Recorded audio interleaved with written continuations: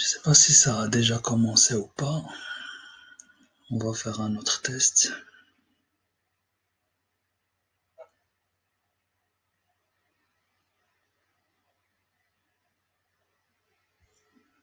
Bon, on va essayer. Bonjour. Je m'appelle Mohamed Cherabi. Je suis étudiant en troisième télécom à l'Institut technique supérieur Cardinal Mercier. Et aujourd'hui, je vais vous présenter mon travail de fin d'études. Mon travail de fin d'études, euh,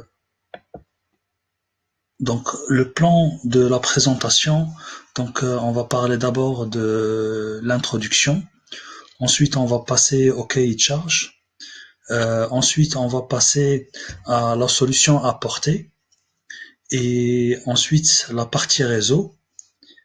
Après, la partie système, le choix du logiciel, le coût que cela a coûté et une conclusion. Et pour finir, je vais finir par une petite démonstration. Voilà.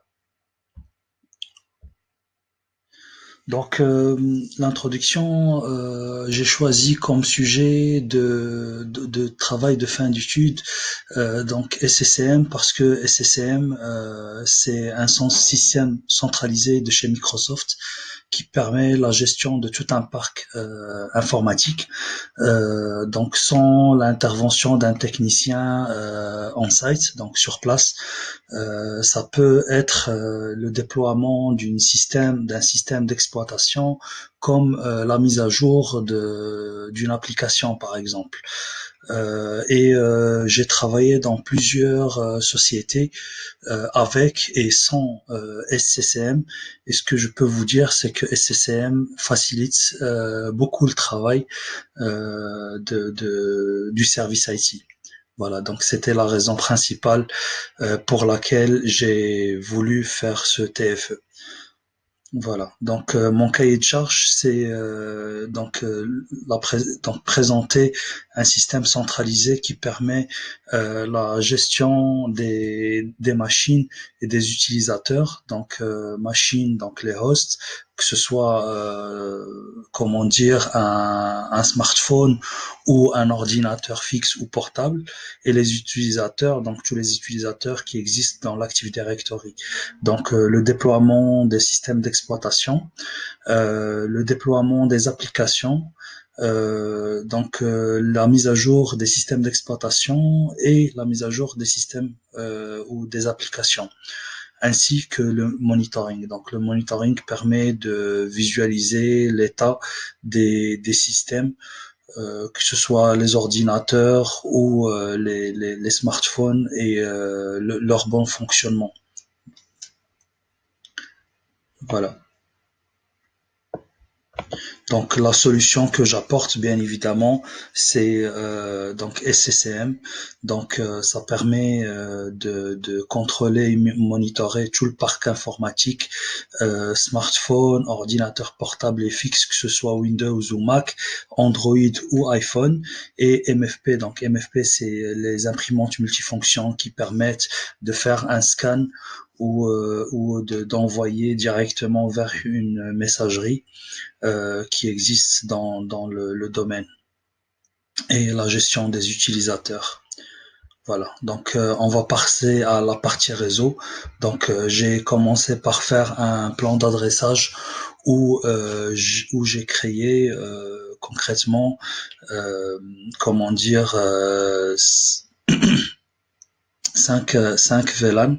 Un VLAN production où il y a approximativement on a besoin concrètement de 120 adresses IP, donc 120 hosts, et un VLAN vente où il y a 58 hosts, un VLAN quantité où il y a 25 hosts, un VLAN IT, notre VLAN ou mon VLAN, si on peut dire ça comme ça, où il y a 10 hosts, et le VLAN serveur où il y a 6 adresses IP ou 6 hosts techniquement. Voilà. On va voir la partie de la topologie. Donc, comme vous pouvez le remarquer, c'est une hiérarchical topologie où il y a la partie access layer, la partie distribution layer et la partie core layer. Donc, commençons par la partie access layer où il y a des VLAN. Donc, j'ai mis plusieurs VLAN dans la partie access layer et je l'ai lié à la partie distribution layer et pour avoir un réseau disponible donc à 100%, j'ai créé une redondance, donc une haute disponibilité, si on peut appeler ça comme ça, grâce au système HSRP, donc qui permet une redondance et une disponibilité immédiate du réseau, même si l'un des switches ou des routeurs tombe en panne. Ensuite, la partie core layer, j'ai mis de l'OSPF qui permet d'interconnecter les routeurs redondants et les switches redondants, que ce soit dans la partie distribution layer ou dans le data center. Voilà. Et ensuite, donc, il y a la partie data center où il y a effectivement donc comment dire, des switches layer 3 avec le HSRP ainsi que les serveurs. Voilà. Comment fonctionne le HSRP? Donc HSRP, vous avez deux routeurs ou deux switch layer 3 avec donc un switch actif et un switch en stand-by ou passif. Et donc on crée techniquement une adresse virtuelle et donc grâce à cette adresse virtuelle, on a un gateway qui est utilisé et lorsque le premier switch ou routeur tombe en panne, le stand-by devient actif et reprend le relais. Et techniquement parlant, en fait, le switch ou le routeur envoie tous les 3 secondes donc un paquet hello, et après 10 secondes, si le routeur ou le switch layer 3 actif ne donne plus signe de vie, le second switch avec comment dire, la priorité la plus élevée reprend le relais. Donc ici, pour la démonstration, on a deux switches et deux routeurs. Et donc le switch ou le routeur actif est celui qui a techniquement parlant la priorité la plus élevée. Voilà. Donc concrètement, les deux switches ou minimum ou les deux routeurs, ça s'appelle un standby group et ça utilise donc l'adresse IP multicast de 224.0.0.102. Voilà. Par rapport au déploiement donc du SVI et du HSRP, donc là j'ai pris une partie du code ou une partie de la config pour vous le montrer. Donc vous avez, j'ai dû créer donc tout d'abord une interface VLAN pour chaque VLAN techniquement parlant. Je lui ai donné une adresse IP. Et ensuite, j'ai utilisé donc le HSRP version 2 et je donnais une adresse IP virtuelle, donc celle qu'on va utiliser comme gateway. J'ai ensuite donné une priorité et j'ai demandé à ce que le switch donc actif soit actif immédiatement grâce à la commande prompt. Voilà. Et voilà, cela résume le SVI et le HSRP en même temps. Donc la partie OSPF, donc ce que vous voyez à l'image, c'est la partie qui représente tout le réseau. Donc sur la topologie techniquement parlant, vous allez remarquer que certains réseaux manquent, donc c'est interconnecté. J'ai utilisé le backbone, donc l'ARIA 0, parce que toute la topologie se trouve sur un même bâtiment, donc il n'y a pas une ARIA qui vient de l'extérieur. Et pourquoi j'ai utilisé l'OSPF? Parce que c'est un open standard, donc il peut être utilisé avec d'autres, comment dire, d'autres d'autres sociétés ou d'autres marques, si on peut appeler ça des marques. Par exemple, Juniper, Cisco l'utilise, Juniper aussi l'utilise. Je suis en train de préparer actuellement une certification Juniper et l'OSPF se trouve aussi sur Juniper, donc le matériel Juniper. Donc je l'ai utilisé parce que c'est un open standard, donc on peut le trouver sur plusieurs sociétés. Donc il y a l'interopérabilité techniquement parlant. Donc il y a une convergence rapide, donc ça prend très vite et il accepte le VLSM, donc on peut mettre plusieurs subnets,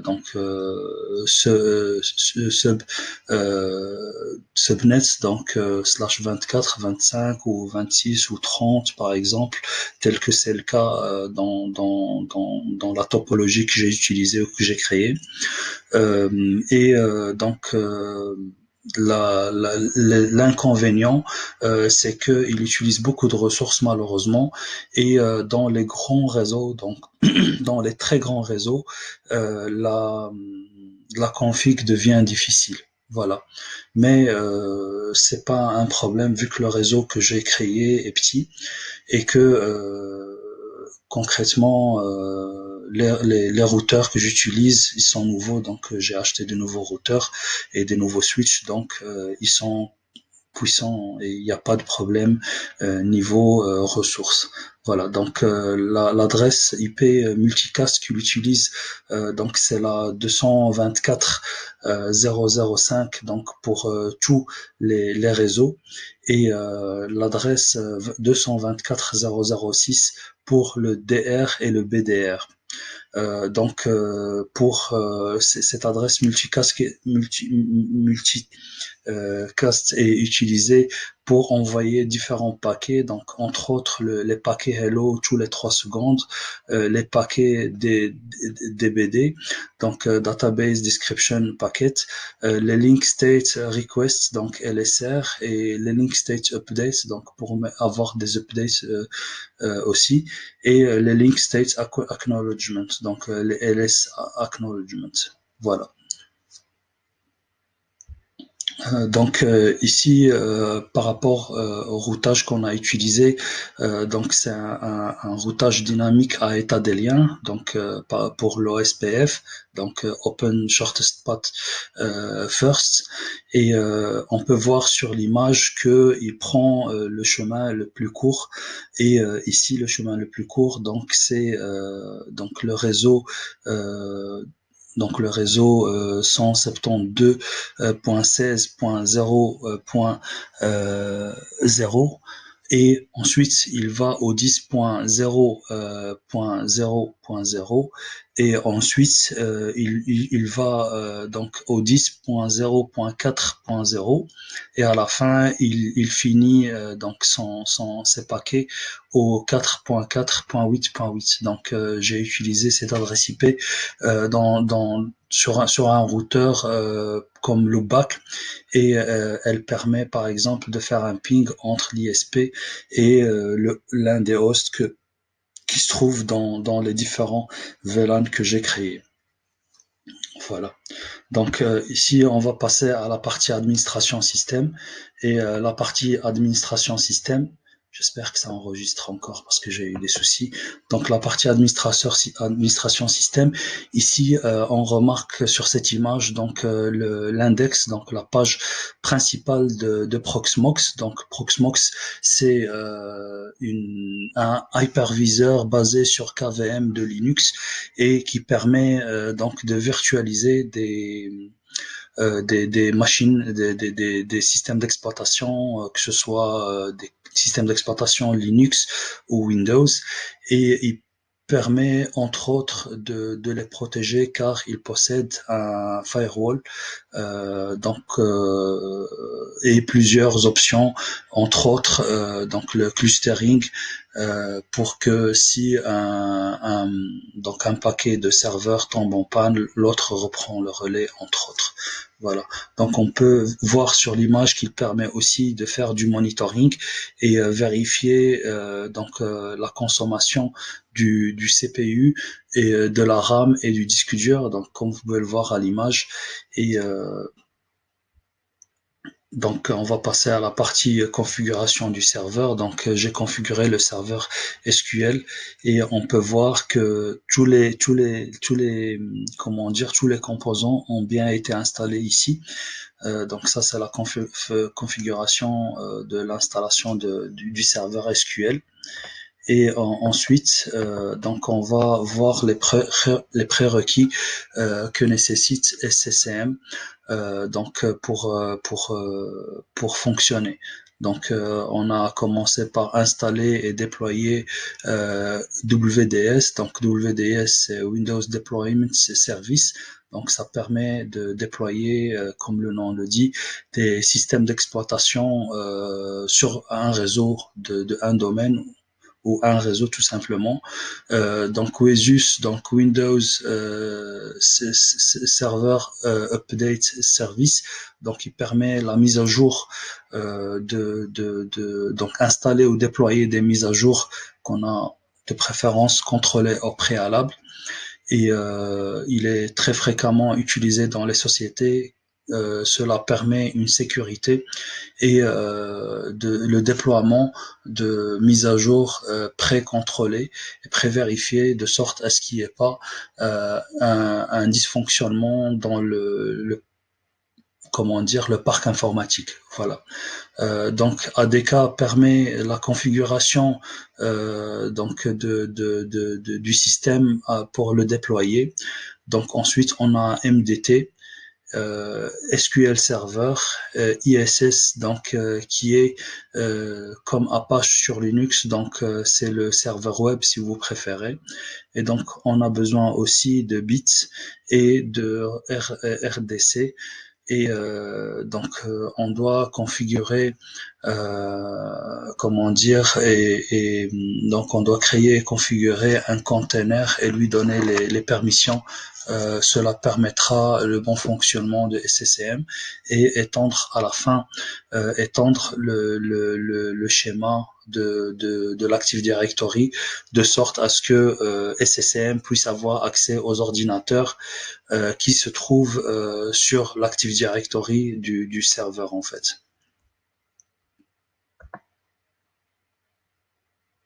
J'espère que ça fonctionne encore. Voilà, donc ici on peut voir l'installation ou le début d'installation de SCCM. Donc j'ai cliqué sur installer la configuration donc comme un site primaire. C'est une nouvelle installation, donc c'est pas un site secondaire. Et ensuite ici, donc, le déploiement de SCCM a eu un petit souci lors de la configuration. Malheureusement, j'avais pas choisi la collation exacte et du coup, j'ai dû ouvrir PowerShell et taper la commande qui se trouve en bas de l'image pour mettre la collation exacte qui est SQL collation latin général CP1 CIAS, voilà. Donc ensuite, j'ai pu configurer SCCM en débutant par l'activation des méthodes pour avoir accès à Active Directory. Donc comme vous pouvez le voir, il y a la forêt, le groupe, le système et les utilisateurs d'Active Directory. Cela permet que SCCM intercommunique avec l'Active Directory entre autres pour avoir la liste et tous les données des ordinateurs ainsi que des utilisateurs. Et donc ensuite, j'ai pu récupérer tous les utilisateurs ou les groupes des utilisateurs ainsi que les groupes des ordinateurs de l'Active Directory vers SCCM comme on peut le voir sur l'image. Voilà. Donc ici, j'ai pu déployer, on va le voir ultérieurement, euh, comment dire, le déploiement d'une machine virtuelle grâce à l'SCCM, et on peut voir donc que j'ai accès aux données de la machine, entre autres l'adresse IP. Et comme on peut le voir, donc ici la date de la création et le domaine auquel elle appartient, la machine, donc domaine.local, donc c'est le nom de domaine que j'ai utilisé. Voilà. Donc et ici j'ai pu déployer une application qui est SetZip. Donc c'est une application qui permet de compresser et de décompresser des fichiers ou dossiers. Et ici donc je l'ai mis en MSI, donc Microsoft System Installer. Et ensuite, le déploiement a bien eu lieu. Déploiement success, comme on peut le voir en bas à droite de l'image. Et le setzip, comme vous pouvez le voir, la target a bien été déployée. Voilà. Donc maintenant, on va passer au choix des logiciels. J'ai choisi SQL Server standard car il suffit largement à ce que je veux en faire. Donc techniquement, juste la base de données qui permet de faire fonctionner SCCM convenablement. Et la partie système d'exploitation des serveurs, j'ai pu utiliser Windows Server, et la version de Windows Server, c'est la data center, car elle permet d'utiliser, comment dire, un nombre d'utilisateurs illimité, comme on peut le voir sur la 4e ligne, pardon. Donc user limits, donc elle est illimitée, et toutes les options sont illimitées et sont donc disponibles. Voilà. J'ai profité de la préparation de mon MCSA, donc de ma certification que j'ai faite il y a des années auparavant. Et j'avais acheté un Windows Server, et donc ce Windows Server m'a permis de travailler. Donc la licence de Windows Server m'a permis de travailler sur SCCM sans souci. Donc elle est full active. Voilà. Donc maintenant on va parler du coup de ce qu'on a fait. Donc ici on a un coût total TVA comprise de 37 147 euros. Il faut savoir que c'est un one shot, donc on a à le payer qu'une seule fois, à l'exception de SCCM qui coûte 60 euros tous les 2 ans. Et donc tous les 2 ans, on paye une licence de 60 euros pour avoir accès à SCCM. Voilà.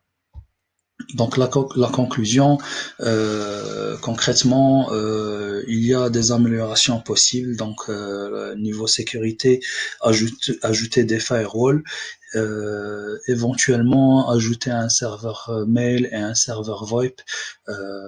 Vu qu'on travaille sur par exemple Cisco, on pourrait utiliser un call manager de chez Cisco euh, qui permet donc la téléphonie, et un serveur mail par exemple Exchange qui permet donc que les employés communiquent par mail. Voilà. Les compétences que j'ai développées, j'ai appris à analyser en profondeur, à chercher et à rechercher et à développer. Voilà, surtout rechercher avec persévérance, parce que certaines informations étaient peu disponibles sur les livres et surtout sur Internet. Voilà. Donc les objectifs atteints, donc le déploiement et la configuration du serveur avec succès, et donc j'ai réussi à designer et à configurer le réseau, donc la topologie que vous avez pu voir précédemment avec succès. Voilà. Attendez, je vais juste mettre le chargeur.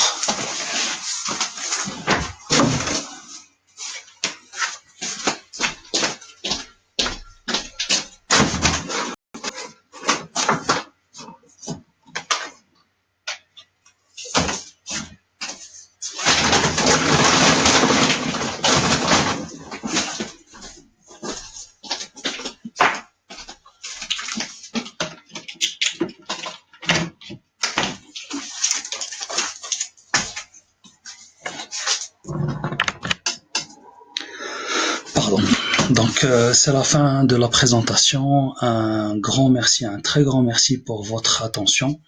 On va passer à la partie démonstration et voyons voir, commençons par le début.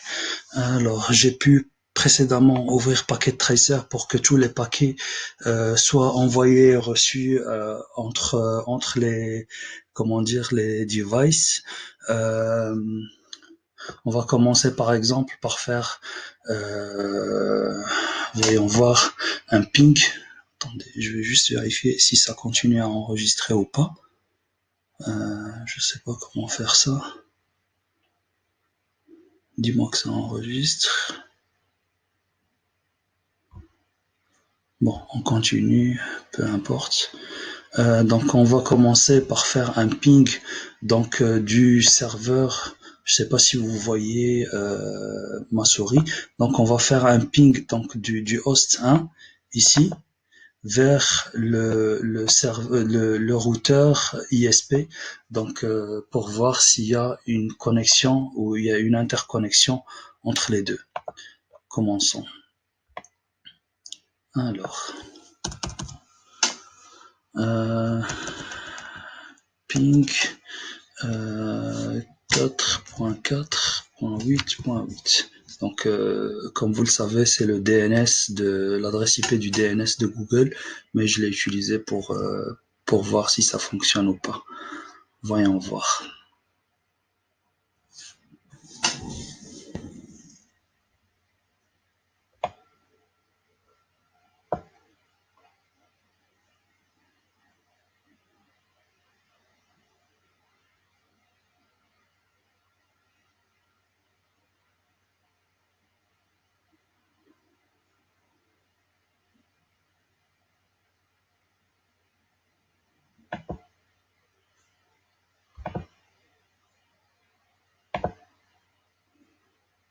Alors ici, on peut voir que le DHCP fonctionne. Donc le DHCP, le serveur DHCP qui se trouve dans la salle data center, dans le serveur data center serveur 1, et donc ça fonctionne correctement.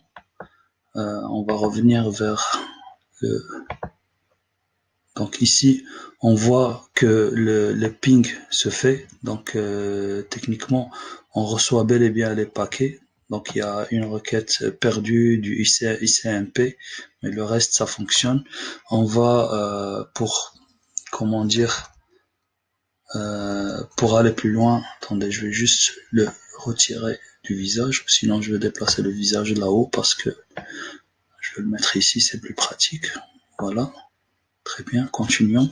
Je vais faire un trace-route vers le DNS, donc le 4.4, le 8.8, pour voir s'il prend réellement le chemin le plus court. Normalement, ça devrait. Donc, il commence par passer au SVI, qui est point 1.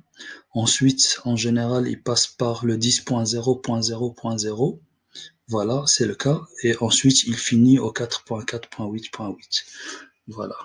Ça c'est fait. Donc ici la connexion fonctionne du host du VLAN 1 vers le ISP, donc vers Internet concrètement. Et l'OSPF fait bien son travail comme on peut le remarquer, car il choisit le chemin le plus court. Donc comme vous pouvez le voir, il prend je sais pas si on peut voir ça avec ma souris. Donc, il prend ce chemin-là. Ensuite, il passe par là. Donc, le 10.0.4.0 et il finit donc au 4488. Voilà. Simple curiosité. Je vais faire un ping vers le serveur. Concrètement, on a le DHCP qui fonctionne. Donc, il y a une interconnexion entre le serveur 172, 16.244. Donc, ici, on va faire un ping vers... J'espère que j'ai pas fait d'erreur. Non, il manque un 0. Donc, ping 0. Voilà, là, ça devrait fonctionner. L'adresse IP, c'est bien 32 bits. Voilà, donc ici on voit qu'il y a une connexion qui se fait, un ping qui se fait entre le VLAN 10 et le serveur qui se trouve dans la salle data center. Donc on va arrêter le ping, ça fonctionne. Et puis ça continue à fonctionner. Voyons voir. On a terminé maintenant les pings, les traces routes. On va voir la config. Voyons la config. On va commencer par entrer donc sur le switch actif comme on peut le voir ici. Donc l'OSPF, il y a bel et bien donc une adjacence. Donc il voit les neighbors, donc les voisins, si on peut dire ça comme ça. On va faire un show run peut-être. On va commencer par l'OSPF, c'est plus pratique. Show IP route. Voilà. Et je vais agrandir comme ça vous voyez mieux. Qu'est-ce qu'on peut voir ici? Voilà. Je vais agrandir carrément. On a tout l'écran pour nous. Donc ici, qu'est-ce qu'on peut voir? On voit en OSPF donc les voisins, donc le 10.2.3.4.5.6.7, .8.9 et même .10. Donc ça c'est le réseau du voisinage. Je vais le mettre en plus petit comme ça on voit le voisinage. Donc c'est tout ce qui se trouve ici. Donc si vous suivez ma souris, donc ce réseau là, donc en OSPF, je vais retourner vers le switch. Voilà, descendant plus bas. Voilà, donc ça c'est bon. Et on directly connected, donc on a le VLAN 10, le VLAN 20, le VLAN 30 et le VLAN 40. Donc c'est les VLAN qui se trouvent ici en bas. Donc c'est l'access layer techniquement parlant. Voilà, donc il y a bien une interconnexion. Qu'est-ce que je devais montrer d'autre? Voyons voir. Donc voilà, je vais faire un showrun pour voir la config des interfaces, entre autres le SVI par exemple, le HSRP, l'OSPF, entre autres. Donc show run. Voilà, et là je vais agrandir comme ça vous verrez mieux. J'espère que je prends pas trop de votre temps, mais c'était assez intéressant la topologie que j'ai créée. Ça m'a permis de découvrir et d'apprendre beaucoup de choses. Donc vu que c'est un switch layer 3, j'ai dû taper IP routing, donc pour permettre de travailler, pour faire du routing. Voyons voir. Alors, donc ici, je vais descendre un peu plus bas. Voilà, donc ici, donc l'interface Gigabyte 01, on a le réseau 10.000. Voyons voir, on va aller au concret, donc les SVI. Donc ici, on peut voir les SVI. Donc du VLAN 10 au VLAN 40, je vais descendre un peu plus bas. Voilà, comme ça on les voit mieux. Voilà, ça tombe bien. Donc ça c'est les SVI. Ça s'arrête ici. Comme vous pouvez le voir, j'ai mis un IP helper donc pour avoir un unicast vers comment dire le serveur DHCP, parce que c'est un broadcast quand le DORA fonctionne. Voilà. Et ensuite, donc, on peut voir un peu plus bas les adresses IP virtuelles. La priorité que j'ai donnée, donc la priorité par défaut, c'est 100. Moi, j'ai mis 101. Comme ça, il est actif directement. Et j'ai mis le preempt pour être sûr qu'il soit actif. Voilà. Qu'est-ce qu'on peut voir d'autre? Ah oui, l'OSPF, voyons voir. Donc ça c'est l'OSPF, donc les ARIA directement connectés. Attendez, je vais mettre l'image sur le côté comme ça, un instant. Voilà, voilà. Donc on voit le 0, 000, donc directement connecté, donc celui qui se trouve ici.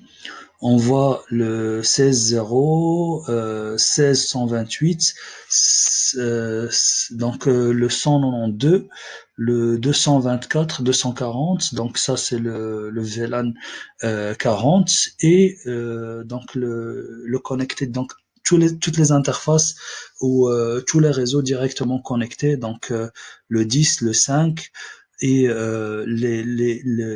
comment dire, les réseaux en dessous, donc les 4 VLAN.